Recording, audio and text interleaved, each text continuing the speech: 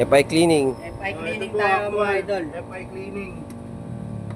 Di siya sa machine pero knowledgeable lang na mekaniko namin, Jacob Aquilo ng Maribeles. Ito yung FI niya.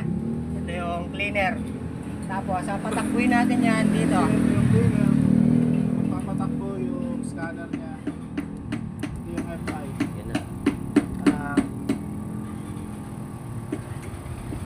Ayan na. Ngayon, isasabay mo lang yan. Ayan, Nakita nyo, bumubuga na siya. nakita nyo, bumubuga na. Ayan, ayan ang pag-cleaning. Ano to mga idol, service unit ng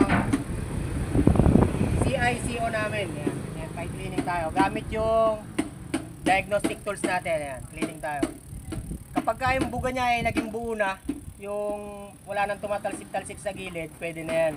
Makikita nyo kasi may mga tumatalsik sa gilid na buo-buo pa. Kailangan maging solid yung lalabas. Gamit lang yung machine na yun. Wala kasi akong machine na FI cleaner, kaya gumawa ako na improvise gamit yung diagnostic tools. Mechanic Jacob, magkano yung FI cleaning, yung may machine? Hindi ko alam mga presyo na sa labas kung magkano paggawa nun eh. Pero nagre-range siya, tansya mo, magkano? Alam ko nasa 1,000 yan ang FI cleaning kasama throttle body. O dito, 700 lang. Actual mo pa makikita malilinis yung FI mo.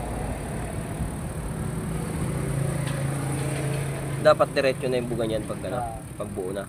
Eh may mga tumatalsik-talsik sa gilid. Pagka may mga tumatalsik-talsik sa gilid, wala pa yan.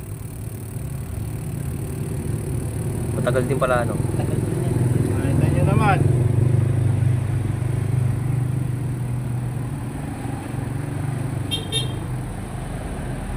Okay. O yan o, FI cleaning ka na. Doon sa bahay. Sa bahay? Ah. Yan.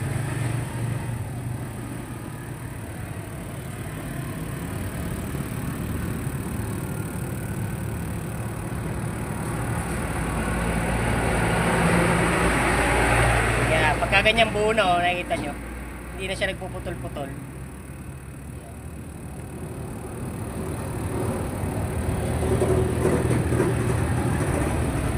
Para babaran pa natin.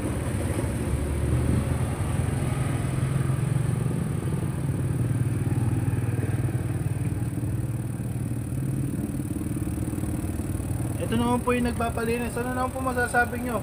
Yan. Okay na yan mga idol. Tuloy na lang namin mamaya kasi magto-throttle body cleaning pa ako. Aming salamat mga idol.